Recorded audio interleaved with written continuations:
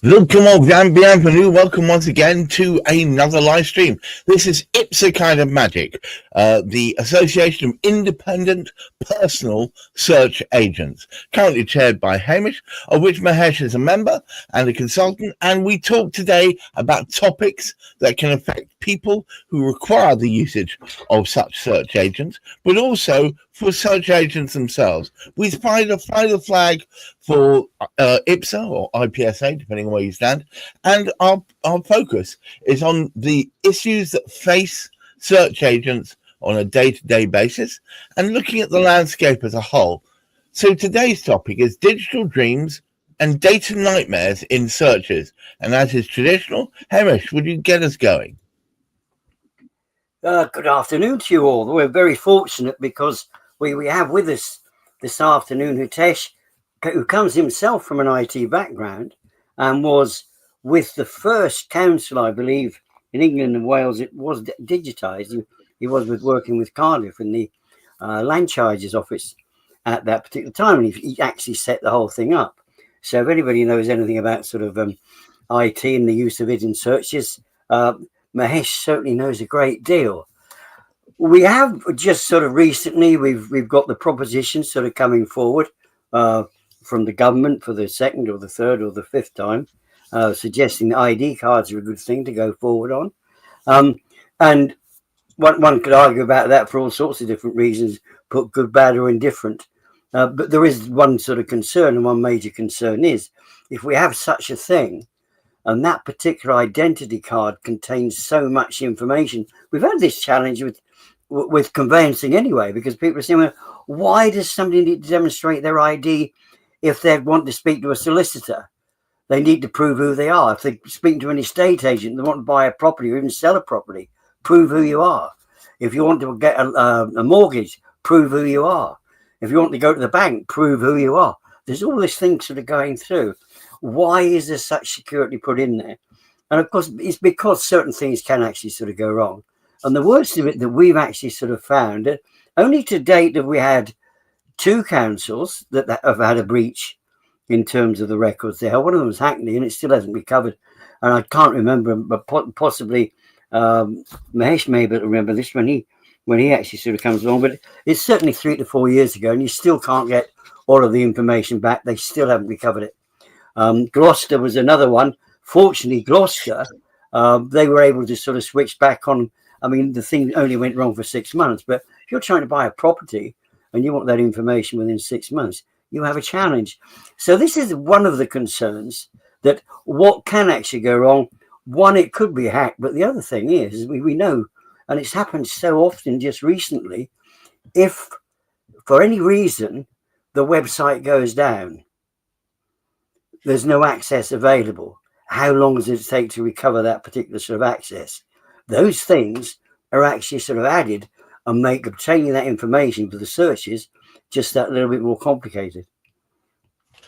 Mahesh, welcome to the show. It seems to me, I'm an old IT person. I was a Cisco engineer for 21 years, and I've played with a lot of data in my time. Rubbish in, rubbish out.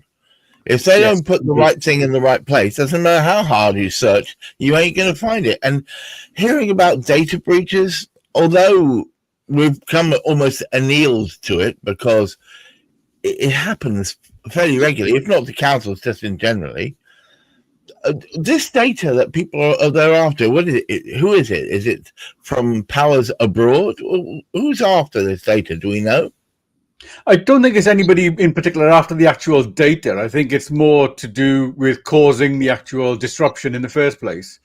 It's like everything else. Money talks, and money makes the world go round. So, if somebody can if a hacker can sort of block the council system or anybody else's system, whether it be a solicitor or whoever else in the property process. I think if they can block it's malicious intent, you think? You're thinking. Indeed. Obviously, if you can block that process for, let's say, 3 to 4 weeks, as in Hackney's case, I think they were blocked for a good 18 months from actually being able to produce any searches and whatever else. So how can you function in a property market when you can't produce the searches and you can't access the data if it's all online? And I think from your perspective, having seen it from both sides of the line, as it were, are things improving from that perspective?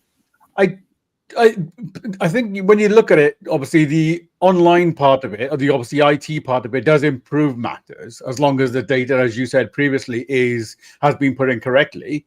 Obviously, it's a question of looking at that data and being able to read it, and obviously make sense of it, to be fair, sort of to make sure that you are getting the right information. Not always the case. I had a case recently where I requested some information from a particular Welsh council, and they came back and said, oh, there's no issues with this bit of land. Obviously, I'd requested the information because something in the back of my head basically tweaked a little thought, and sort of I know from experience that there's a possibility that this could be applicable, and obviously the council returned back a reply saying it's negative. The solicitors then contacted me a few weeks later to say, well, we've got notification to say different. You go back to the council and they say, oh, right, okay, sorry, we do apologize, that's an error. But in that transaction, obviously, that if that transaction has already gone through, then who's liable for that? Who's liable for the penalties if the client decides, oh well, we're going to sue? It's going to be, obviously, I'm going to get sued by my solicitor client, and then I'm going to have to sue the council. And are the council going to be forthcoming with their sort of with their fees, and obviously to cover my expenses? I don't think so. It's that online information, sort of getting it correct. And the problem is, of course, we're putting a lot of store in this online information. Surely, if one part feels like it must be incorrect, doesn't that doubt all of it for you? It does indeed, yes. I mean, sort of at the end of the day, it's easier. Hamish could tell you, sort of, it's probably easier when you can look at the data yourself. I can't now look at the data that the council's providing and say, well, okay, I've looked at your records, and I can see that this is applicable or not applicable. Fair enough. If I've seen it and I've said it's not right, and it's not right, then fair enough. I can take it on the chin and say, okay, I made a mistake. Hold my hands up.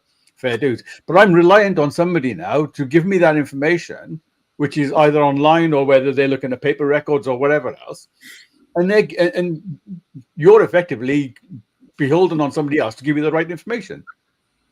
If they're having a bad day. But you've been with us since the get go. In fact, according to Hamish, you were instrumental in the implementation within one borough. Was it? I was. Yeah. I mean, how long ago? That was a while back. Yes. That was in the early 90s. So yes, quite a few years back. You'd have thought that lessons would have been learned and that we would have managed to sally forth, but it seems there's been very little sallying. At the end of the day, it's all a question of who's putting the information together and how competent they are in doing that. To be fair, you've got a lot of challenges with a lot of people getting into the data. When I was doing it, it was one person, myself, who was putting on the data. I could double check it, triple check it, make sure that obviously the information was correct. I still had the records available if there were any queries as well. These days, you've got in an office where they're putting all that data into the land registry system. You probably got about 20, 30 people putting that data into it, and whether it's electronic, going in electronically or not, it's still being handled by multiple numbers of people. So obviously those multiple numbers of people, if 5 people are having a bad day out of 20 and that information is going wrong for whatever reason, all hell breaks loose. Hamish, it seems to me that although there's been some great advances in the application of IT, there doesn't seem to be any great stall held in the building up of the data stores. Most, dare I say it, a good portion of your job is still hellishly manual. Well, interestingly enough, speaking to one of my very good colleagues the other day there, they were sort of saying that more time was actually sort of spent on checking information than it was actually on sort of receiving the information. But that's terrible. Whereas previously, I mean, Mahesh really sort of hit it on the head when he said, we felt so much happier when we could go into a council. Now, driving aside, I mean, we had to drive there to get the information. But when we could actually go in there, we could access the information. We then knew what we had seen. And okay, did we make it? Occasionally, we might make the odd error, but it would be easy to make a sort of a comparison then, but you could actually sort of see. And even in the early days, I disliked it, and I'm sure Mahesh was exactly the same. Once he set his own company, he was working with Cardiff. He was absolutely 100% sure Cardiff's absolutely fine. But once he set up working outside of, when he started working, it wasn't his own business initially, set up with a colleague of his and set their business up. There was always that particular sort of aspect that it was far preferable to go in there and see the information than somebody actually come out and give you that information. I always remember I had a challenge with Swindon Council, and Swindon Council, they're absolutely great now. Don't get me wrong, absolutely great. So they'll have turned over staff a couple of times since we actually got in there. But basically what they would do, you would tell them you were coming in to carry out a search. They would give you a series of numbers. And that was all they gave you. You had to actually interpret those particular numbers to figure out what the heck they meant. So basically you'd actually sort of go through them, you check it out. And then what they would do, you were not allowed to photocopy. I remember somebody being threatened with you actually use your camera to take a picture of those, you'll be banned. We won't allow you in again.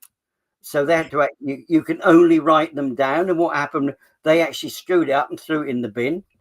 They didn't even have the courtesy to put it through a shredder. They just screwed it up and threw it in the bin.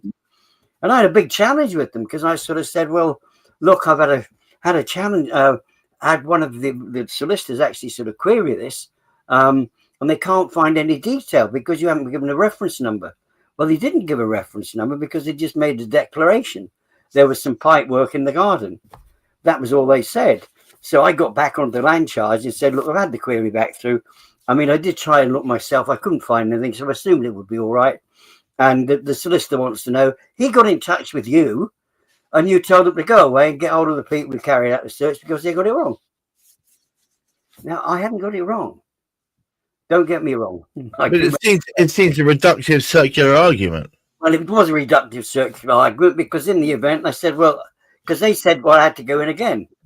And I said, you absolutely jest. I mean, we were going in there once a week in fairness. But I said, I'm not coming back in to do that. You check your records. They didn't want to do that because I'd been around every single person in the council to see what this, and I all of the departments to try and get hold of this particular information. And nobody had any record of it other than land charges. And they said, oh, yes, see what you mean. Just get the solicitor, get in touch with us, and we'll sort them out. Now, that was even before it was sort of digitized. So if that was actually sort of happening and the records weren't actually sort of there. So there is that clarification. And there's always this dubious nature. Land charges, His Majesty's Land Registry are not experts on land charges. They don't actually know what land charges are when they go in and when they should be removed even. So we do not know at any one point in time, once it's been transferred over. Remember that we've got 318 councils. We have 1/3 of those have now actually sort of switched over, but we still need to check it out to make sure. And of course, there's no guarantee that's going to be up to date because the records can actually sort of differ. So we've got this data is absolutely great in some respects, but if you know half of it's right, what about the other half? Mahesh, it appears to me that if, as you say, a large portion of the time is spent these days within your role, frankly, checking the validity of the information that should be coming from an unimpeachable source, that does that not speak volumes about the quality of the data that's being put there in the first place? It definitely does. I mean, sort of within the day, sort of with everything, you've got to basically cross-reference it and put your mind at rest as to whether you got the right information or not. So irrespective of where the data comes from, because it's not coming from records that you've seen physically yourself, like we used to, as Hamish said. So obviously, I used to travel on a daily basis. Well, I used to work in Bridgend, so I didn't have to travel very far to go to Bridgend. But obviously, working with Bridgend Council, I know their records inside out. And yes, at the end of the day, sort of when you can physically see a record and physically see the data in front of you, you know that it's you don't have to cross-reference it other than what you're looking at online. These days, you've got to cross-reference everything because the data that you're looking at is not stuff that you've actually physically seen. It's stuff that somebody else has put onto the system.